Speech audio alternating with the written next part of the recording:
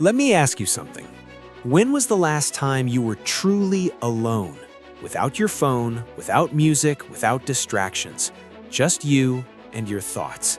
For most people, that sounds uncomfortable, almost scary. We're constantly surrounded by noise, notifications, conversations, opinions, content. And the moment things go quiet, we reach for something to fill it. But what if I told you that the life you want is hidden inside those quiet moments you keep avoiding? This is the power of being alone, and most people never experience it. Being alone versus feeling lonely. First, let's clear something up. Being alone is not the same as being lonely. Loneliness feels empty. Aloneness feels intentional. Loneliness says, "No one wants me." Aloneness says, "I'm choosing me." That's a big difference. A lot of us are afraid of being alone because we think it means we're behind, like everyone else is out living some exciting life while we're stuck by ourselves. But here's the truth.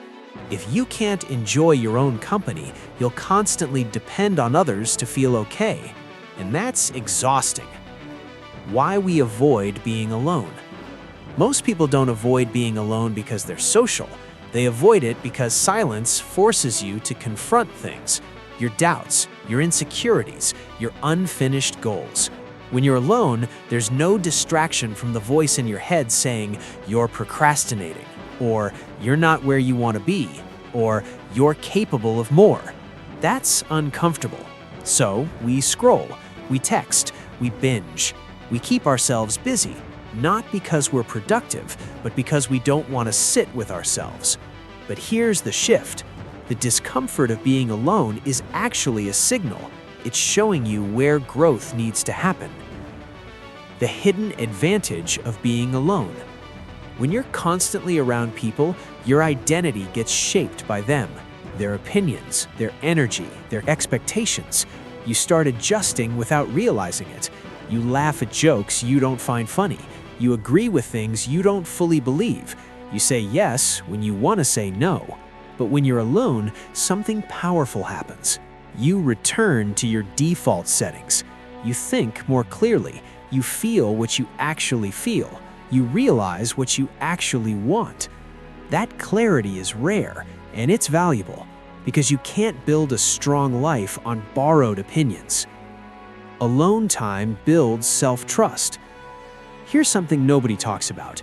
Spending time alone builds self-trust. When you sit with yourself and don't run away, you prove that you can handle your own mind.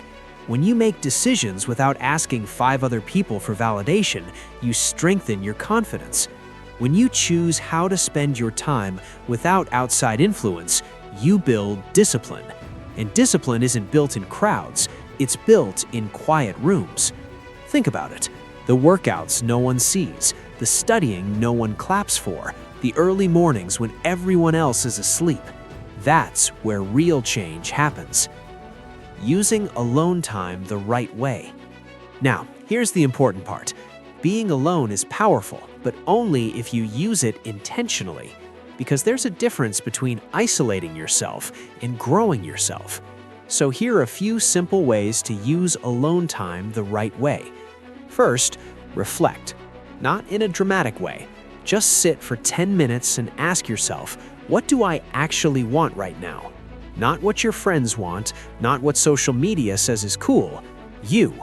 Clarity starts there. Second, build one small habit. When you're alone, it's easier to focus, so pick one thing. Reading, working out, learning a skill, planning your week. Don't try to reinvent your entire life. Just improve one area. Consistency in private creates confidence in public. Third, learn to enjoy simple things alone. Go for a walk without headphones. Drink coffee without scrolling. Journal your thoughts.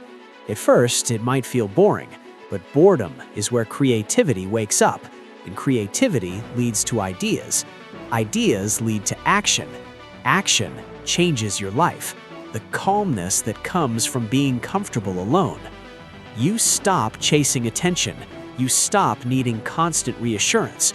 You stop feeling threatened by other people's success, because you're focused on your own path. You realize you're not in a race, you're in a process. And the more time you spend alone building yourself, the less you compare yourself to others. That's freedom, real freedom. But don't misunderstand this. This doesn't mean you cut everyone off. This doesn't mean you avoid relationships.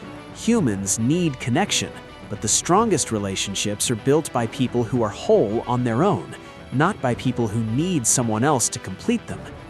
Being alone teaches you who you are without external validation. And once you know who you are, you show up differently, stronger, calmer, more grounded. The real power of being alone. The real power of being alone is this: you stop running from yourself. And once you stop running, you start building. You build clarity, you build confidence, you build discipline. You build a relationship with yourself that no one can take away. And that changes everything. Because life will always have noise. There will always be opinions, always distractions, always pressure. But if you can return to yourself in the quiet, you'll never feel completely lost. So here's what I want you to try. Tonight, spend 15 minutes alone. No phone, no music, no distractions. Just sit, think, reflect. It might feel uncomfortable. That's okay. Growth usually does. Start small. Let's improve together. Because the moment you become comfortable being alone is the moment you become powerful.